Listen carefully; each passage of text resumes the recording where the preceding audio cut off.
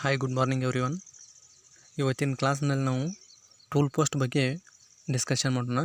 ಇದಕ್ಕಿಂತಲೂ ಮುಂಚಿತವಾಗಿ ಕೆಲವೊಂದಿಷ್ಟು ವಿಡಿಯೋಗಳಲ್ಲಿ ನಾವು ನೋಡಿರ್ಬೋದು ಲೇತ್ ಮೆಷಿನ್ನ ಪಾರ್ಟ್ಸ್ಗಳು, ಲೇತ್ ಮೆಷಿನ್ ಮತ್ತು ಲೇತ್ ಮೆಷಿನ್ ಮಾಡ್ತಕ್ಕಂಥ ನಾವು ಕ್ರಿಯೆಗಳ ಬಗ್ಗೆ ನೋಡಿದ್ದೀವಿ. ಆಮೇಲೆ ಕೆಲವೊಂದಿಷ್ಟು ಪಾರ್ಟ್ಸ್ಗಳ ಬಗ್ಗೆ ನೋಡಿದ್ದೀವಿ. ಆಮೇಲೆ ಇವತ್ತಿನ ಕ್ಲಾಸ್ನಲ್ಲಿ ನಾವು ಟೂಲ್ ಪೋಸ್ಟ್ ಬಗ್ಗೆ ಒಂದು ಸ್ವಲ್ಪ ವಿಚಾರ ಮಾಡೋಣ. ಹೌದಾ, ಟೂಲ್ ಪೋಸ್ಟ್ನಲ್ಲಿ ಎಷ್ಟು ಪ್ರಕಾರಗಳು ಮತ್ತು ಯಾವುದು ನಮಗೆ ಸೂಟೇಬಲ್ ಆಗಿರ್ತಕ್ಕಂಥ ಒಂದು ಟೂಲ್ ಪೋಸ್ಟು, ಯಾವುದನ್ನು ಉಪಯೋಗ ಮಾಡಿಕೊಳ್ಬೇಕು, ಹೌದಾ, ಕೆಲವೊಂದಿಷ್ಟು ಮಾಹಿತಿಗಳನ್ನು ಇದರಲ್ಲಿ ನಾವು ತಿಳಿಯೋಣ. Okay, the tool post holds and firmly supports the tool or tools. ಏನಂತೆ, ಈ ಟೂಲ್ ಪೋಸ್ಟ್ನ ಉಪಯೋಗ ಒಂದೇ ಒಂದು ಟೂಲನ್ನು ಹಿಡಿದಿಟ್ಕೊಳ್ತಕ್ಕಂಥ ಒಂದು ಸಾಧನ. ಟೂಲನ್ನು ನಾವು ಈ ಒಂದು ಟೂಲ್ ಪೋಸ್ಟ್ನಲ್ಲಿ ಹೋಲ್ಡ್ ಮಾಡಬಹುದು. ಹೌದಾ, ಆಮೇಲೆ the tool post is fitted on the top slide. ನಾವು ನೋಡಿದ್ದೀವಿ. ಹೌದಾ, ಇದಕ್ಕಿಂತಲೂ ಮೊದಲೇ ನಾವು ಕೆಲವೊಂದಿಷ್ಟು ವಿಡಿಯೋಗಳಲ್ಲಿ ಅಥವಾ ಕೆಲವೊಂದಿಷ್ಟು ಕ್ಲಾಸ್ಗಳಲ್ಲಿ ನಾವು ನೋಡಿದ್ದೀವಿ ಮೇನ್ ಪಾರ್ಟ್ಸ್ ಇನ್ ಲೇತ್ ಮೆಷಿನ್ ಅಂಥೇಳಿ.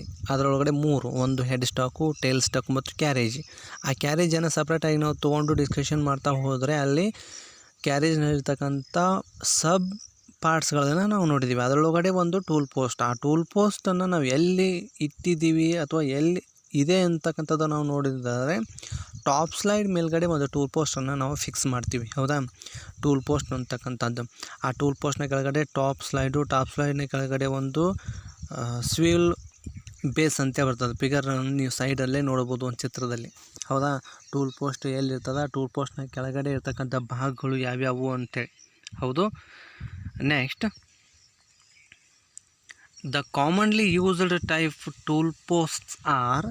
ಇಲ್ಲಿ ಕೆಲವೊಂದಿಷ್ಟು ವಿಧದಲ್ಲಿ ಇರ್ತಕ್ಕಂಥ ಟೂಲ್ ಪೋಸ್ಟ್ಗಳು ನಮಗೆ ಅಳವಡಿಕೆಯನ್ನು ಮಾಡ್ಕೊಳ್ಬೇಕಾಗ್ತದೆ. ಅವು ಯಾವುವು ಅನ್ನೋದನ್ನು ನೋಡ್ತಾ ಹೋಗೋಣ. First one, American type tool post or single way tool post. ಇಲ್ಲಿ ಅಮೇರಿಕನ್ ಟೈಪ್ ಟೂಲ್ ಪೋಸ್ಟ್ಗೆ ಇನ್ನೊಂದು ಹೆಸರು ಏನು, ಸಿಂಗಲ್ ವೇ ಟೂಲ್ ಪೋಸ್ಟ್. ನಾರ್ಮಲಿಯಾಗಿ ಮತ್ತು ಜನರಲಿಯಾಗಿ ಯಾವ ಒಂದು ಹೆಸರಲ್ಲಿ ಈ ಒಂದು ಟೂಲ್ ಪೋಸ್ಟನ್ನು ಕರೀತಾರಂತಂದರೆ ಸಿಂಗಲ್ ವೇ ಟೂಲ್ ಪೋಸ್ಟ್ ಅಂತೇಳಿ ಕರೀತಾರೆ. ಅಮೇರಿಕನ್ ಟೂಲ್ ಪೋಸ್ಟನ್ನು ನಾವು ಜಾಸ್ತಿ ಪ್ರಮಾಣದಲ್ಲಿ ಯೂಸ್ ಮಾಡೋದಿಲ್ಲ, ಅಂದರೆ ಭಾಷೆಯಲ್ಲಿ ಯೂಸ್ ಮಾಡೋದಿಲ್ಲ ಅಷ್ಟೇ. ಆದರೆ ಸಿಂಗಲ್ ವೇ ಟೂಲ್ ಪೋಸ್ಟ್ ಅಂತೇಳಿ ಹೆಸರು. ಆಮೇಲೆ ಎರಡನೆಯದು ಇಂಡಕ್ಷನ್ ಟೈಪ್ ಟೂಲ್ ಪೋಸ್ಟ್. ಇದಕ್ಕೆ ಇನ್ನೊಂದು ಹೆಸರು ಅದ ಸ್ಕ್ವಯರ್ ಟೂಲ್ ಪೋಸ್ಟ್ ಅಂತೇಳಿ. ಹೌದಾ, ನಾರ್ಮಲಾಗಿ ಇದು ಸಹ ಯಾವ ಹೆಸರದಿಂದ ಪ್ರಸಿದ್ಧ, ಸ್ಕ್ವಯರ್ ಟೂಲ್ ಪೋಸ್ಟ್ ಅಂತೇಳಿ ಪ್ರಚಲಿತ. ಆಮೇಲೆ third one quick change tool post ಅಂತೇಳಿ ಕರಿತೀವಿ. ಹೌದಾ, ಈ ಮೂರು ವಿಧದಲ್ಲಿರ್ತಕ್ಕಂಥ ಟೂಲ್ ಪೋಸ್ಟ್ಗಳಲ್ಲಿ ನಮಗೆ ಉಪಯೋಗ ಆಗ್ತಕ್ಕಂಥದ್ದು ಯಾವುದು ಮತ್ತು ರಿಜಿಡಿಟಿ ಆಗಿರ್ತಕ್ಕಂಥದ್ದು ಯಾವುದು, ಯಾವುದನ್ನು ಉಪಯೋಗ ಮಾಡ್ಕೊಳ್ಬೇಕು ಅದರ ಬಗ್ಗೆ ಒನ್ ಬೈ ಒನ್ ನೋಡೋಣ. Okay, first one single way tool post. ಹೌದಾ, ಸಿಂಗಲ್ ವೇ ಟೂಲ್ ಪೋಸ್ಟ್ ಇದ್ರ ಕನ್ಸ್ಟ್ರಕ್ಷನ್ ಯಾವ ರೀತಿ ಅದ ಅನ್ನೋದರೊಳಗೆ ಈ ಒಂದು ಪ್ಯಾರಾಗ್ರಾಫ್ನಲ್ಲಿ ನಾವು ನೋಡೋಣ.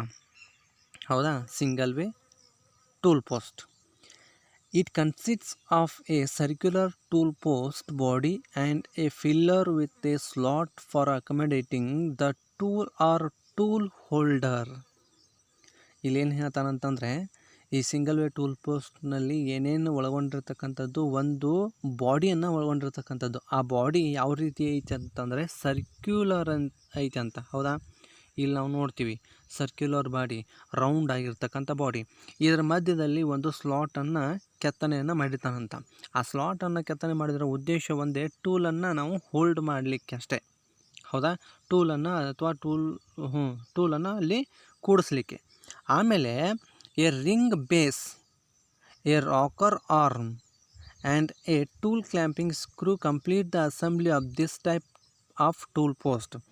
ಇದರಲ್ಲಿ ಕೆಲವೊಂದಿಷ್ಟು ಭಾಗಗಳನ್ನು ನಾವಿಲ್ಲಿ ಮೆನ್ಷನ್ ಮಾಡಿಲ್ಲ. ಹೌದಾ, ಈ ಭಾಗ ಇಲ್ಲೇ ಇದೆ ಅಂತೇಳಿ ನಮಗೆ ಎರೋ ಮಾರ್ಕನ್ನು ತೋರಿಸಿ ಮೆನ್ಷನ್ ಮಾಡಿಲ್ಲ ಫಿಗರಲ್ಲಿ. ಹೌದಾ, ಆದರೆ ಇದರೊಳಗಡೆ ಯಾವ್ಯಾವ ಭಾಗಗಳನ್ನು ಒಳಗೊಂಡಿರ್ತಕ್ಕಂಥದ್ದು ಅಂತ ಹೇಳ್ತಾನೆ. ಇಲ್ಲಿ ಒಂದು ರಿಂಗ್ ಬೇಸ್ ಅಂತ, ರಾಕರ್ ಆರ್ಮ್ ಅಂತ. ಇದು ರಾಕರ್ ಆರ್ಮ್ ಅನ್ನೋದು ಇಂಟರ್ನಲ್ಲಿ ಆಗಿರ್ತಕ್ಕಂಥ ಒಂದು ಕಾಕ್. ಹೌದಾ, ಆಮೇಲೆ ರಿಂಗ್ ಬೇಸನ್ನು ನಾವು ನೋಡ್ತೀವಿ. ಇಲ್ಲಿ ಸರ್ಕ್ಯುಲರ್ ಅಥವಾ ರಿಂಗ್ ರೌಂಡ್ ಆಗಿರ್ತಕ್ಕಂಥದ್ದನ್ನು ನೋಡ್ತೀವಿ ನಾವು. ಹೌದಾ, ಇದು ರಿಂಗ್ ಬೇಸ್. ಆಮೇಲೆ ಇದರೊಳಗಡೆ ಮತ್ತೆ ಏನು ಬರ್ತದೆ ಅಂತಂದರೆ ಟೂಲನ್ನು ಕ್ಲ್ಯಾಂಪ್ ಮಾಡಲಿಕ್ಕೆ ಒಂದು ಸ್ಕ್ರೂ ಉಪಯೋಗ ಮಾಡ್ತಾನಂತ. ಇಲ್ಲಿ ನೀವು ನೋಡಿರ್ಬೋದು ಈ ಭಾಗದಲ್ಲಿ. ಹೌದಾ, ಈ ಭಾಗದಲ್ಲಿ ಒಂದು ನಟ್ ಅನ್ನೋದದ. ಹೌದಾ. ಬೋಲ್ಟ್ ಅನ್ನೋದದ, ಇದಕ್ಕೆ ನಾವು ಸ್ಕ್ರೂ ಅಂತೇಳಿ ಇಲ್ಲಿ ಕರೆದಿದ್ದಾನೆ. ಬಟ್ ಇಲ್ಲಿ ನಾವು ಏನಂತೀವಿ, ಸ್ಕ್ರೂ ಅನ್ಬೇಕಾಗಿತ್ತಂದರೆ ಅದು ಯಾವುದರಿಂದ ಆಪ್ರೇಟ್ ಆಗ್ತೈತಿ ಅಂತೇಳಿ ನಾವು ನೋಡ್ತೀವಿ. ಅಕಸ್ಮಾತ್ ಬೋಲ್ಟ್ ಆಗಿತ್ತು ಅಂದರೆ ಅದು ಯಾವುದರಿಂದ ಆಪ್ರೇಟ್ ಆಗ್ತದೆ ಅಂತ ನಾವು ನೋಡಿದ್ದೀವಿ. ಹೌದಾ. ಸ್ಕ್ರೂವನ್ನು ಆಪ್ರೇಟ್ ಮಾಡಬೇಕಾದ್ರೆ ಸ್ಕ್ರೂ ಡ್ರೈವರ್ ಬೇಕು. ಆನಂತರ ಬೋಲ್ಟನ್ನು ಅಥವಾ ನಟ್ಟನ್ನು ಆಪ್ರೇಟ್ ಮಾಡಬೇಕಾದ್ರೆ ಒಂದು ಸ್ಪ್ಯಾನರನ್ನು ಬೇಕು. ಇಲ್ಲಿ ನಾವು ಈ ಫಿಗರ್ನಲ್ಲಿ ನೋಡ್ತೀವಲ್ಲ, ಇದು ಸ್ಪ್ಯಾನರ್ ಮುಖಾಂತರ ಆಪ್ರೇಟ್ ಆಗಿರ್ತಕ್ಕಂಥ ಒಂದು ಡಿವೈಸ್ ಆಗೋದ್ರಿಂದ, ಒಂದು ಭಾಗ ಆಗಿರೋದ್ರಿಂದ ಇದಕ್ಕೆ ನಾವು ಬೋಲ್ಟ್ ಅಂತ ಕರಿತೀವಿ. ಹೌದಾ. ಯಾಕೆ ಇದನ್ನು ಉಪಯೋಗ ಮಾಡ್ತಾನಂತಂದರೆ ಒಂದೇ ಒಂದು ಕಾರಣಕ್ಕಾಗಿ ಟೂಲನ್ನು ಹೋಲ್ಡ್ ಮಾಡಲಿಕ್ಕೆ ಮತ್ತು ರಿಜಿಡ್ಲಿಯಾಗಿ ಕ್ಲ್ಯಾಂಪ್ ಮಾಡಲಿಕ್ಕೆ ಈ ಒಂದು ಬೋಲ್ಟನ್ನು ಉಪಯೋಗ ಮಾಡ್ತಾನೆ. ಹೌದು. ಇದು ಸಿಂಗಲ್ ವೇ ಟೂಲ್ ಪೋಸ್ಟ್. ಆಮೇಲೆ the tool is positioned on the boat piece is and clamped. ಇಲ್ಲಿ ಏನು ಹೇಳ್ತಾನಂತಂದರೆ, ಒಂದು ಟೂಲನ್ನು ನಾವು ಪೊಸಿಷನ್ ಮಾಡಬೇಕಾದ್ರೆ ಇಲ್ಲಿ ಒಂದು ಬೋಟನ್ನು ಅಥವಾ ಒಂದು ರಂಧ್ರವನ್ನು ಅಥವಾ ಒಂದು ಸ್ಲಾಟನ್ನು ಕೊಟ್ಟಿದ್ದಾನಂತ. ಆ ಸ್ಲಾಟ್ದೊಳಗಡೆ ನಾವೇನು ಮಾಡ್ತೀವಿ, ಟೂಲನ್ನು ಇನ್ಸರ್ಟ್ ಮಾಡ್ತೀವಿ. ಟೂಲನ್ನು ಇನ್ಸರ್ಟ್ ಮಾಡಿ ಕ್ಲ್ಯಾಂಪನ್ನು ಮಾಡ್ತೀವಿ. ಹೌದಾ. ಈ ಬಾಡಿ ಸಿಲಿಂಡ್ರಿಕಲ್ ಅಥವಾ ರೌಂಡ್ ಆಗಿರ್ತಕ್ಕಂಥ ಬಾಡಿನ ಮಧ್ಯದಲ್ಲಿ ಕೆತ್ತನೆಯನ್ನು ಮಾಡಿದ್ದಾನೆ. ಅದರೊಳಗಡೆ ಒಂದು ಟೂಲ್ ಬಿಟ್ಟನ್ನು ಅಲ್ಲಿ ಇನ್ಸರ್ಟ್ ಮಾಡಿದ್ದಾನೆ, ನಾವು ನೋಡ್ತೀವಿ.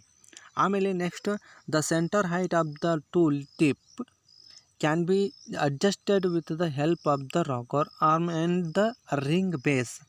ಇಲ್ಲಿ ನಾವು ಸಾಮಾನ್ಯವಾಗಿ ನಾವು ಲ್ಯಾಬ್ನಲ್ಲಿ ಇದಲ್ಲ, ನಮ್ಮ ವರ್ಕ್ಶಾಪ್ದಲ್ಲಿ ಇದಲ್ಲ, ಆ ಟೂಲ್ ಪೋಸ್ಟ್ದೊಳಗಡೆನೂ ಸಹ ನಾವು ಟೂಲನ್ನು ಹೋಲ್ಡ್ ಮಾಡ್ತೀವಿ. ಆನಂತರ ಸೆಂಟ್ರ್ ಹೈಟನ್ನು ತೊಗೊಂಡು ಬರ್ತೀವಿ. ಅದು ಯಾವ ರೀತಿ ಅನ್ನೋದನ್ನು ನೀವು ಲೈವ್ ಆಗಿ ಮಾಡಿದ್ದೀರಿ. ಆಮೇಲೆ ಈ ಒಂದು ಸಿಂಗಲ್ ವೇ ಟೂಲ್ ಪೋಸ್ಟ್ನಲ್ಲಿ ಟೂಲನ್ನು ನೀವು ಸೆಂಟ್ರ್ ಹೈಟಿಗೆ ತರಬೇಕಾಗಿತ್ತು ಅಂದರೆ ಒಂದು ರಾಕರ್ ಆರ್ಮ್, ಅದು ಇಂಟರ್ನಲ್ ಆಗಿರ್ತಕ್ಕಂಥ ಒಂದು ರಾಕರ್ ಆರ್ಮ್, ಅದರ ಮುಖಾಂತರ ಮತ್ತು ಈ ರಿಂಗ್ ಬೇಸ್ ಮುಖಾಂತರ ನಾವೇನು ಮಾಡ್ತೀವಿ, ಆ ಟೂಲನ್ನು ಸೆಂಟ್ರ್ ಹೈಟನ್ನು ತರ್ತೀವಿ. ಇಲ್ಲ ಅಥವಾ ಈ ಸರ್ಕ್ಯುಲರ್ ಬಾಡಿ ಮಧ್ಯದಲ್ಲಿ ಒಂದು ರೆಕ್ಟ್ಯಾಂಗ್ಯುಲರ್ ಆಗಿ ವರ್ಟಿಕಲ್ ಆಗಿ ಒಂದು ಕೆತ್ತನೆಯನ್ನು ಮಾಡಿದ್ದಾನೆ. ಅದರೊಳಗಡೆ ಇನ್ಸರ್ಟನ್ನು ಮಾಡಿದ್ದಾನೆ, ಬಿಟ್ಟನ್ನು ಇನ್ಸರ್ಟ್ ಮಾಡಿದ್ದಾನೆ. ಆ ಬಿಟ್ಟನ್ನ ಮೇಲ್ಗಡೆ ಇನ್ನೂ ಸ್ವಲ್ಪ ಸ್ಪೇಸ್ ಅದ. ಅಂದ್ರೆ ಆ ಸೆಂಟ್ರ್ ಹೈಟನ್ನು ನಾವು ತಂದ್ಕೊಳ್ಬೇಕಾಗಿತ್ತು. ಅಂದರೆ ಸೆಂಟ್ರ್ ಹೈಟ್ ಅಂತಂದರೆ ಏನು ನಮ್ಗೆ ಆಲ್ರೆಡಿ ಗೊತ್ತು. ಹೌದು. ಜಾಬನ್ನು ನೀವು ಚಕ್ದೊಳಗಡೆ ಹೋಲ್ಡ್ ಮಾಡಿದ ನಂತರ ಜಾಬ್ನ ಮಧ್ಯದಲ್ಲಿರ್ತಕ್ಕಂಥ ಬಿಂದು ಮತ್ತು ಟೂಲ್ ಪೋಸ್ಟ್ನಲ್ಲಿ ಹೋಲ್ಡ್ ಮಾಡಿರ್ತಕ್ಕಂಥ ಟೂಲ್ನ ಪಾಯಿಂಟ್ ಎರಡು ಸೇಮ್ ಎಕ್ಸಿಸ್ನಲ್ಲೇ ಇರಬೇಕು. ಇದು ಸೆಂಟ್ರ್ ಹೈಟ್.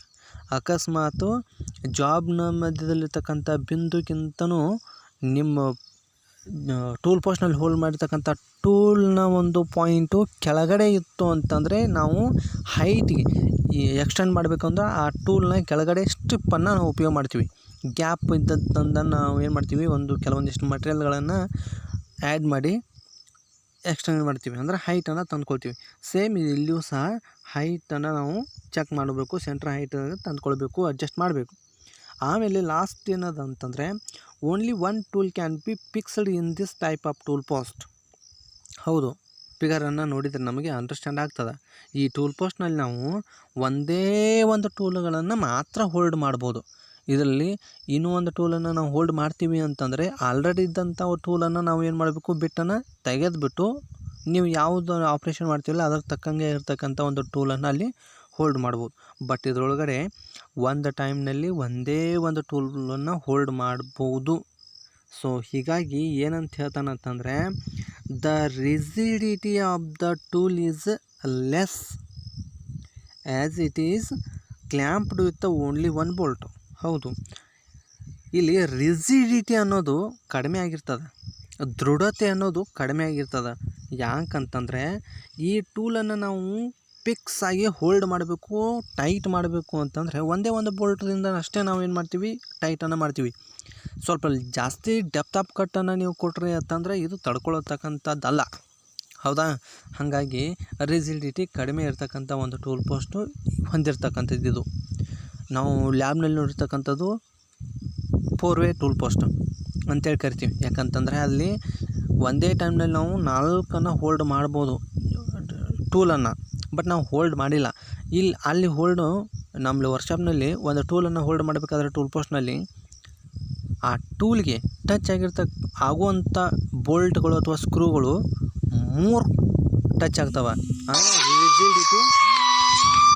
ರಿಜಿಡಿಟಿ ಜಾಸ್ತಿ ಇರ್ತದೆ. ಸೊ ಇಲ್ಲಿ ಒಂದೇ ಒಂದು ಬೋಲ್ಟ್ದಿಂದ ಅಷ್ಟೇ ನಾವು ಟೂಲನ್ನು ಹೋಲ್ಡ್ ಮಾಡ್ತೀವಿ ಅನ್ನೋ ಕಾರಣಕ್ಕಾಗಿ ರಿಜಿಡಿಟಿ ಕಡಿಮೆ. ಹೌದಾ. ಆಮೇಲೆ ನೆಕ್ಸ್ಟ್ ಎರಡನೇದೇನು, second one indexing type tool post. ಹೌದು, ಇಂಡೆಕ್ಸಿಂಗ್ ಟೈಪ್ ಟೂಲ್ ಪೋಸ್ಟ್ ಅಂತಂದರೆ ಏನು, ರಿಜಿಡಿಟಿ ಯಾವ್ದು ರೀತಿ ಇರ್ತದೆ, ಇದರೊಳಗಡೆ ಇರ್ತಕ್ಕಂಥ ಕನ್ಸ್ಟ್ರಕ್ಷನ್ ಏನು ಅನ್ನೋದನ್ನು ನೋಡೋಣ.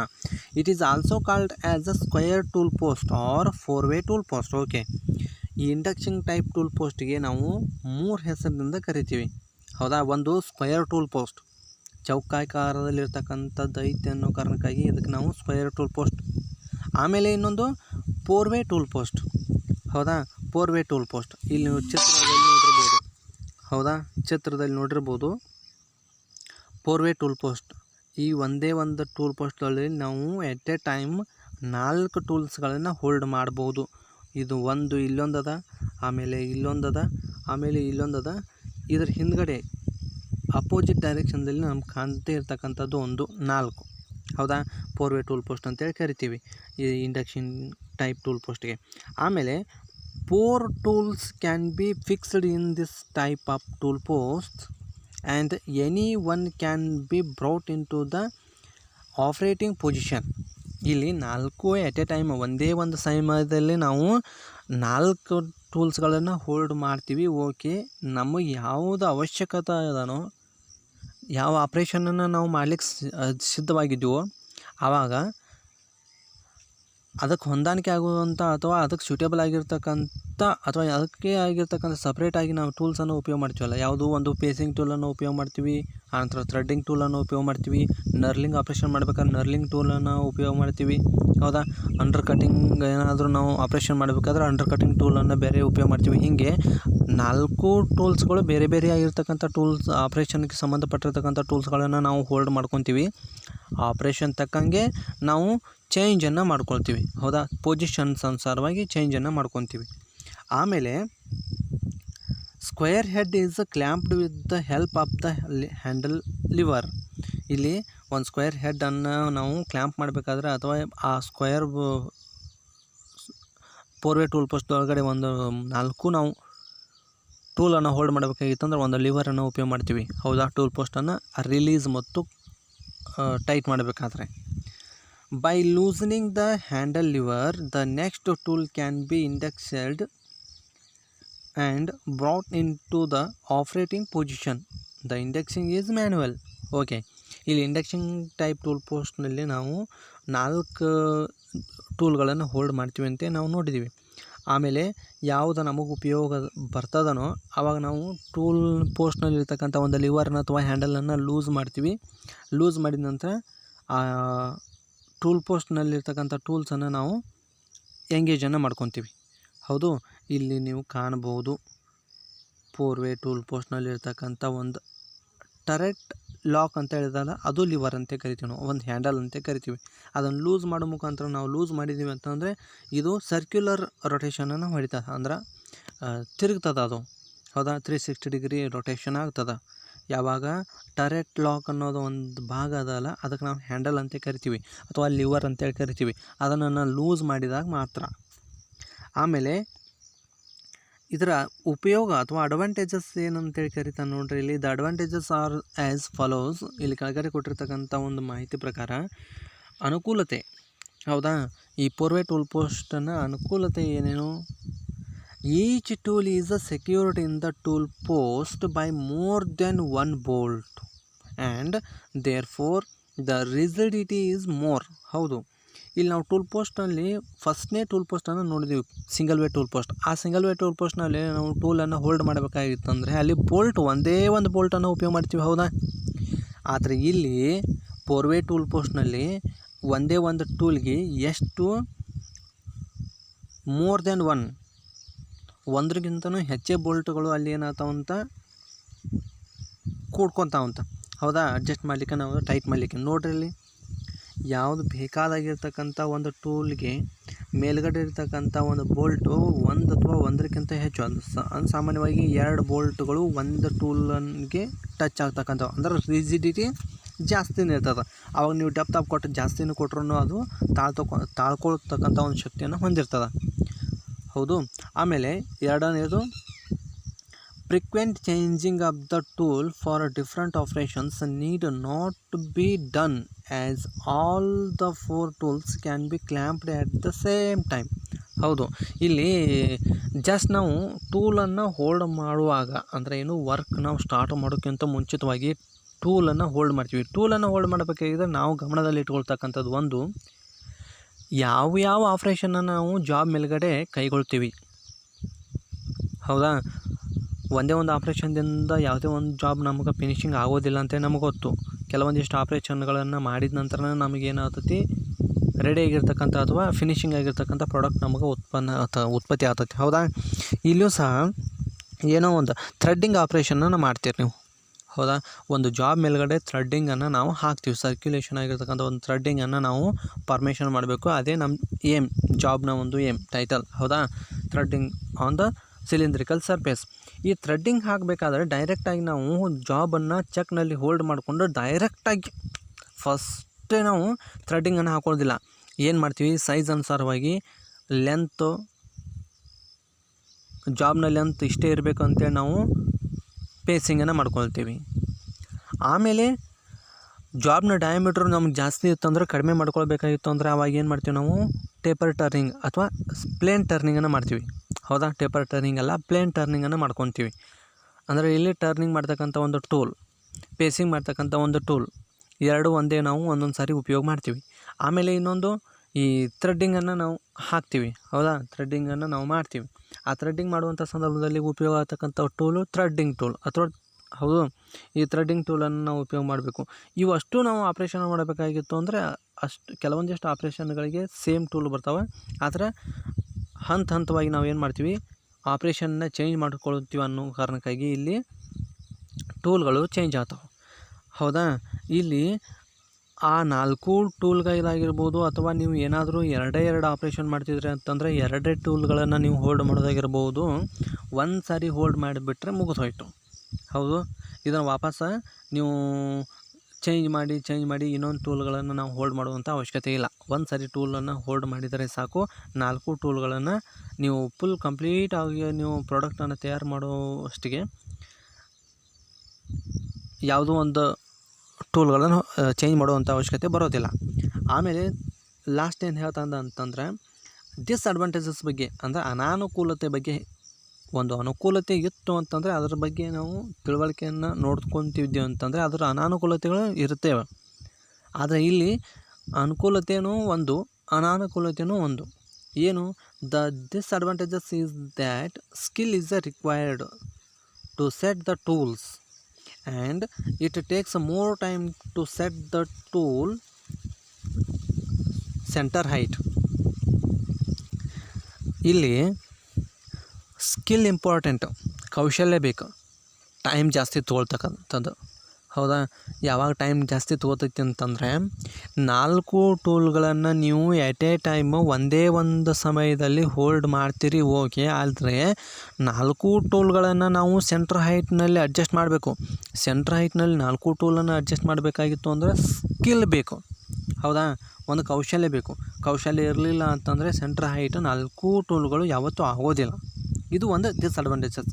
ಅಂದರೆ ಅದರ ಬಗ್ಗೆ ನಾವು ಸ್ಕಿಲ್ಲನ್ನು ತೊಗೊಳ್ಬೇಕು. ಆಮೇಲೆ ಲಾಸ್ಟ್ ಒನ್ ಏನು, ಕ್ವಿಕ್ ಚೇಂಜ್ ಟೂಲ್ ಪೋಸ್ಟ್. ಹೌದು, ನೋಡೋಣ. Modern lathes are provided with this type of tool posts.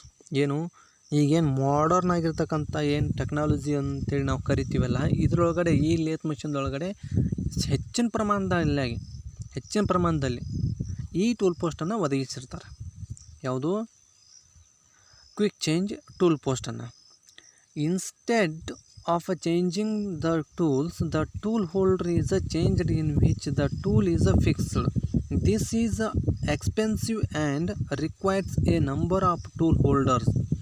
ಏನಂತೆ, ಈ ಒಂದು ಟೂಲ್ ಪೋಸ್ಟ್ನಲ್ಲಿ ಆ ಟೂಲ್ ಹೋಲ್ಡ್ರನ್ನ ಚೇಂಜ್ ಮಾಡಬೇಕು. ಯಾವಾಗ ಟೂಲನ್ನು ಅಕಸ್ಮಾತಾಗಿ ಫಿಕ್ಸ್ ಇತ್ತು ಅಂತಂದರೆ, ಇದರೊಳಗಡೆ ಟೂಲನ್ನು ನಾವು ಫಿಕ್ಸ್ ಮಾಡ್ಲಿಕ್ಕೆ ಬರ್ತದೆ, ಅಡ್ಜಸ್ಟ್ಮೆಂಟ್ ಮಾಡ್ಲಿಕ್ಕೆ ಬರ್ತದೆ. ಅಕಸ್ಮಾತಾಗಿ ಅಡ್ಜಸ್ಟ್ಮೆಂಟ್ ಮಾಡಲಿಕ್ಕೆ ನಾವು ಸಾಧ್ಯ ಇಲ್ಲ, ಇನ್ನೊಂದು ಇನ್ಸ್ಟೆಂಟ್ ಆಗಿರ್ತಕ್ಕಂಥ ಒಂದು ಬಿಟ್ಟನ್ನು ಅಲ್ಲಿ ಹೋಲ್ಡ್ ಮಾಡಲಿಕ್ಕೆ ಸಾಧ್ಯ ಇಲ್ಲ ಅನ್ನೋದರಲ್ಲಿ ಪೂರ್ತಿಯಾಗಿರ್ತಕ್ಕಂಥ ಟೂಲ್ ಪೋಸ್ಟನ್ನು ಚೇಂಜ್ ಮಾಡೋದು ಆಗ್ತದೆ. ಹೌದು. ಟೂಲನ್ನು ಏನಾದರೂ ಅಲ್ಲಿ ಇನ್ಸರ್ಟ್ ಮಾಡಲಿಕ್ಕೆ ಏನಾದರೂ ಸ್ಥಳ ಇತ್ತು ಅಂತಂದರೆ ನಾವು ಒಂದು ಟೂಲ್ ಅಲ್ಲ, ಆ ಒಂದು ಟೂಲ್ ಪೋಸ್ಟ್ನಲ್ಲಿ ಏನಾದರೂ ನಾವು ಒಂದು ಸ್ಪೇಸನ್ನು ಇತ್ತಂದ್ರೆ ನಾವು ಜಾಸ್ತಿ ಪ್ರಮಾಣದಲ್ಲಿ ಯಾವುದು ಬೇಕೋ ಆ ಟೂಲನ್ನು ನಾವು ಸೆಟ್ ಮಾಡ್ಕೊತೀವಿ, ಅದರ ತಕ್ಕಂಗೆ ನಾವು ಆಪ್ರೇಷನನ್ನು ಕಂಪ್ಲೀಟ್ ಮಾಡ್ತೀವಿ. ಬಟ್ ಇಲ್ಲಿ ಫಿಗರನ್ನು ಒಂದು ಸಾರಿ ನೋಡಿರಿ, ಕ್ವಿಕ್ ಚೇಂಜ್ ಟೂಲ್ ಪೋಸ್ಟ್. ಇಲ್ಲಿ ಒಂದೇ ಒಂದು ಸ್ಥಳದಲ್ಲಿ ಮಾತ್ರ ನಾವು ಏನು ಮಾಡ್ಬೋದು, ಟೂಲನ್ನು ಮ್ಯಾನ್ಯಲ್ ಆಗಿ ನಾವು ಹೋಲ್ಡ್ ಮಾಡ್ಕೊಳ್ಬೋದು. ಆದರೆ 4 ಭಾಗಗಳಲ್ಲಿರ್ತಕ್ಕಂಥ ಒಂದು ಭಾಗದಲ್ಲಿ ಮಾತ್ರ. ಹೌದು, ಇದು ಅಕಸ್ಮಾತಾಗಿ ನಮಗೆ ಹೊಂದಾಣಿಕೆ ಆಗಲಿಲ್ಲ, ನಮಗೆ ಬೇರೆ ಆಗಿರ್ತಕ್ಕಂಥ ಒಂದು ಆಪ್ರೇಷನನ್ನು ಮಾಡ್ತೀವಿ ಅನ್ನೋದಾಯ್ತಂದರೆ, ನೀವು ಯಾವುದೋ ಒಂದು ಆಪ್ರೇಷನ್ ಮಾಡ್ತಿದ್ರಿ ಅಂತಂದರೆ, ಯಾವುದೋ ಥ್ರೆಡ್ಡಿಂಗ್ ಆಪ್ರೇಷನ್ ಮಾಡ್ತಿದ್ರಿ ಅಂತಂದರೆ, ಆ ಥ್ರೆಡ್ಡಿಂಗ್ ಆಪ್ರೇಷನ್ ಮಾಡಲಿಕ್ಕೆ ಉಪಯೋಗ ಆಗ್ತಕ್ಕಂಥ ಟೂಲ್ ಈ ಕ್ವಿಕ್ ಚೇಂಜ್ ಟೂಲ್ ಪೋಸ್ಟ್ನಲ್ಲಿ ಸಿಗಲಿಲ್ಲ, ಇರಲಿಲ್ಲ, ಪ್ರೊವೈಡ್ ಆಗಲಿಲ್ಲ ಅಂತ ಅಂದ್ಕೊಂಡ್ರಿ ಅಂತಂದರೆ ಟೂಲ್ ಪೋಸ್ಟನ್ನು ಚೇಂಜ್ ಮಾಡ್ಬೇಕು. ನೀವು ಟೋಟಲಿ ಆಗಿರ್ತಕ್ಕಂಥ ಟೂಲ್ ಪೋಸ್ಟನ್ನು ಚೇಂಜ್ ಮಾಡಬೇಕು. ಆವಾಗ ಇದು ಎಕ್ಸ್ಪೆನ್ಸಿವ್, ನಿಮಗೆ ಖರ್ಚು ಜಾಸ್ತಿ. ಹೌದಾ, ಇದ್ರ ಒಂದು ಕಾಸ್ಟ್ ಜಾಸ್ತಿ. ಆಮೇಲೆ ಲಾಸ್ಟ್ ಏನು ಹೇಳ್ತದೆ ಅಂತಂದರೆ, but it can be set to the centre height easily and has the best rigidity for the tool. ಏನು, ಆ ಟೂಲ್ಗೆ ಉತ್ತಮವಾಗಿರ್ತಕ್ಕಂಥ ಒಂದು ದೃಢತೆಯನ್ನು ಕೊಡ್ತಕ್ಕಂಥದ್ದು ಯಾವುದು, ಈ ಕ್ವಿಕ್ ಚೇಂಜ್ ಟೂಲ್ ಪೋಸ್ಟ್. ಆಮೇಲೆ ಇದನ್ನು ನಾವು ಸೆಂಟರ್ ಹೈಟನ್ನು ತೊಗೊಳ್ಬೇಕಾಗಿತ್ತಂದ್ರೆ ಭಾಳ ಈಸಿ ಅಂತ, ತುಂಬ ಸುಲಭ. ಈ ಕ್ವಿಕ್ ಚೇಂಜ್ ಟೂಲ್ ಪೋಸ್ಟ್ನಲ್ಲಿ ನಾವು ಟೂಲನ್ನು ಅಕಸ್ಮಾತಾಗಿ ಹೋಲ್ಡ್ ಮಾಡಿದರೆ ಅಂತಂದರೆ, ಇಲ್ಲಿ ಆ ಟೂಲ್ನ ಪಾಯಿಂಟ್ ಮತ್ತು ಜಾಬ್ನ ಮಧ್ಯದಲ್ಲಿರ್ತಕ್ಕಂಥ ಪಾಯಿಂಟಿಗೆ ನಾವು ಸೆಂಟರ್ ಹೈಟನ್ನು ತಂದುಕೊಳ್ಬೇಕಾಗಿತ್ತಂದರೆ ತುಂಬ ಸುಲಭವಾಗಿರ್ತಕ್ಕಂಥದ್ದನ್ನು ಎಲ್ಲಿ ಕಾಣ್ತೀವಿ, ನಾವು ಕ್ವಿಕ್ ಚೇಂಜ್ ಟೂಲ್ ಪೋಸ್ಟ್ನಲ್ಲಿ ಕಾಣ್ತೀವಿ. ಹೌದು. ಓಕೆ, ಇವತ್ತಿನ ಕ್ಲಾಸ್ನಲ್ಲಿ ನಾವು ಟೂಲ್ ಪೋಸ್ಟ್ ಬಗ್ಗೆ ನೋಡಿದ್ದೀವಿ. ಟೂಲ್ ಪೋಸ್ಟ್ಗಳು ಯಾವ್ಯಾವ ಇರ್ತಕ್ಕಂಥ ಒಂದು ಟೂಲ್ ಪೋಸ್ಟ್ಗಳು, ಆಮೇಲೆ ಯಾವುದು ಉತ್ತಮವಾಗಿರ್ತಕ್ಕಂಥ ಟೂಲ್ ಪೋಸ್ಟು, ಆಮೇಲೆ ಸ್ಕಿಲ್ ಇರಲಿಲ್ಲ ಅಂತಂದರೆ ಇದರಲ್ಲಿ ನಾವು ಏನೇ ಸಾಧನೆ ಮಾಡಲಿಕ್ಕೆ ಹೋದರೂ ಆಗೋದಿಲ್ಲ. ಹೌದಾ, ಸ್ಕಿಲ್ ಇಂಪಾರ್ಟೆಂಟ್. ಆಮೇಲೆ ಇದನ್ನು ನೀವು ಬರ್ಕೊಂಡು ಇಟ್ಕೊಳ್ಬೇಕು. ಆಮೇಲೆ ನಾವು ನೋಟ್ಸ ಕೇಳ್ತೀನಿ. ಹೌದಾ, ಆ ನೋಟ್ಸ್ ಕೇಳಿದಾಗ ತಂದು ತೋರ್ಸೋಕ್ಕಂತ ಮಾಡಬೇಕು. Okay, thank you.